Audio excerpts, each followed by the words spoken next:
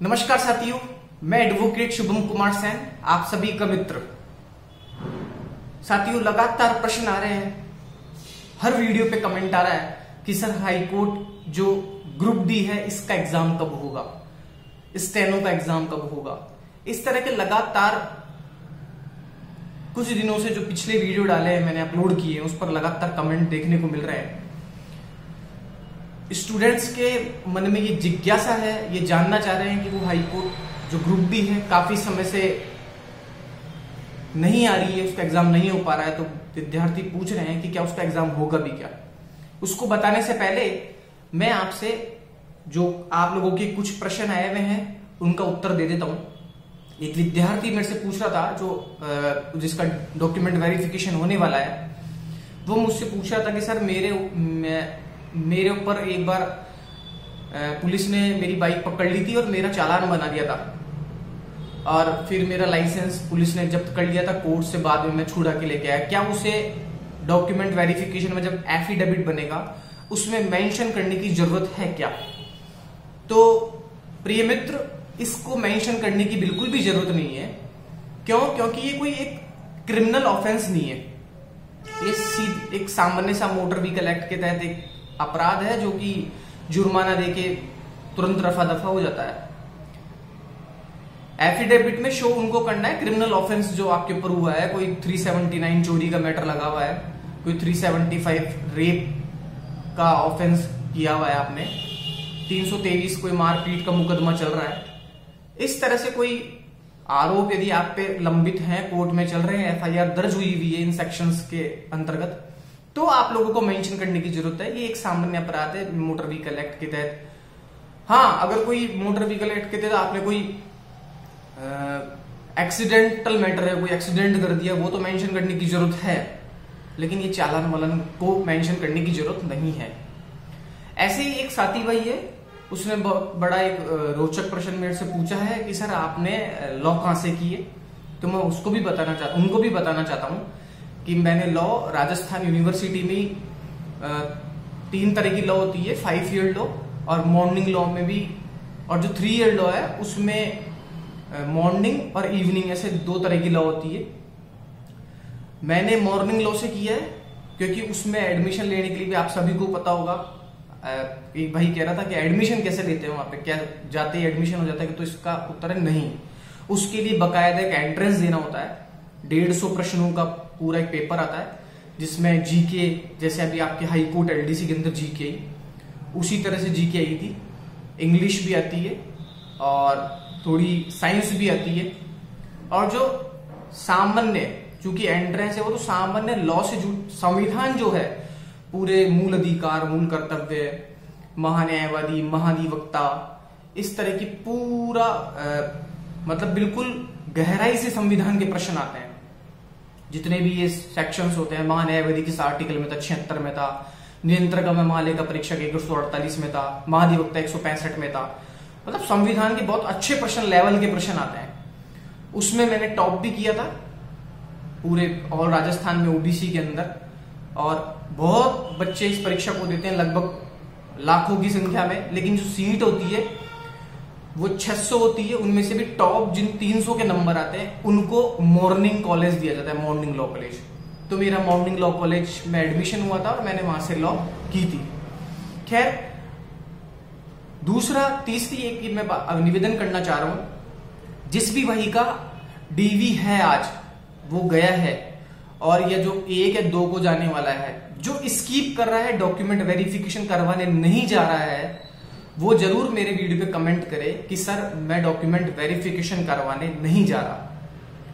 क्यों? क्योंकि इससे रिजर्व कैंडिडेट को वास्तव में एक फायदा मिलने वाला है, उन लोगों के घर में खुशी आने वाली है आप नहीं जाएंगे तो, क्योंकि आपका ऑलरेडी सिलेक्शन हो चुका है।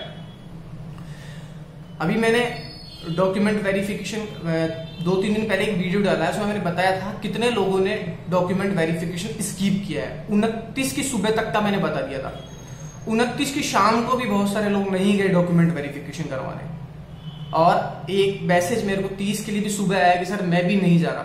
ऐसे टोटल कितने हैं इनका वीडियो में बाद में अपलोड करने वाला हूं, वो मैं बता दूंगा आप लोगों को।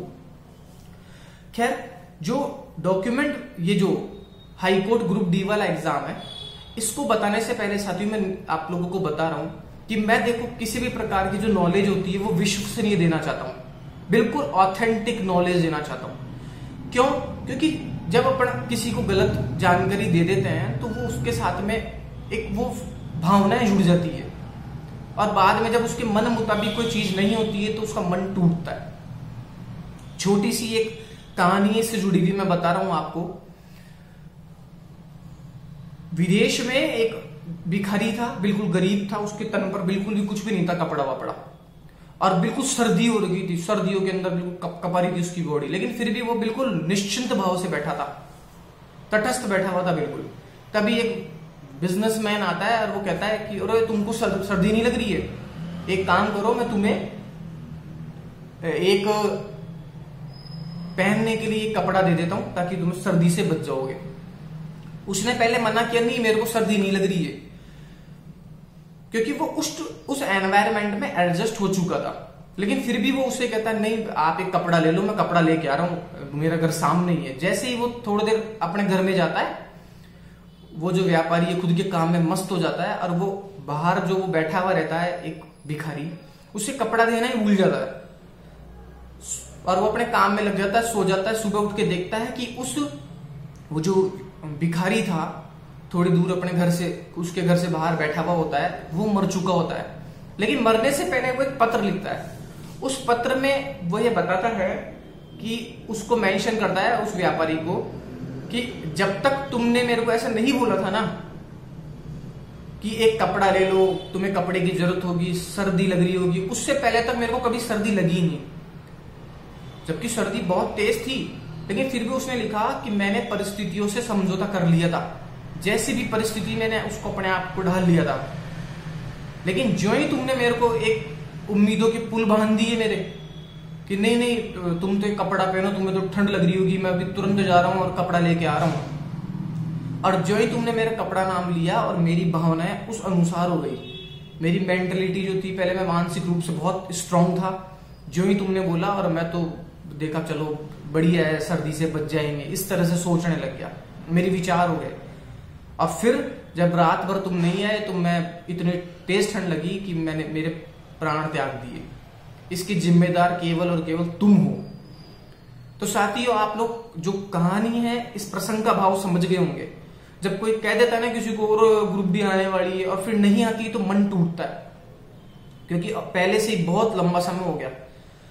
तो मैं यहां पर ये बताने जा रहा हूं कि मैं आप लोगों को बिल्कुल स्पष्ट और सटीक जानकारी दूंगा, विश्वसनीय जानकारी दूंगा। लेकिन उससे पहले जितने भी विद्यार्थी हैं जो ओनली ग्रुप डी की ही तैयारी के लिए जुटे हुए हैं और वो जानना चाह रहे हैं, तो आप लोग वीडियो पे कमेंट जरूर कीजिएगा कि सर हम ग्रुप डी वाले एग्जाम के बारे में जानना चाहते हैं।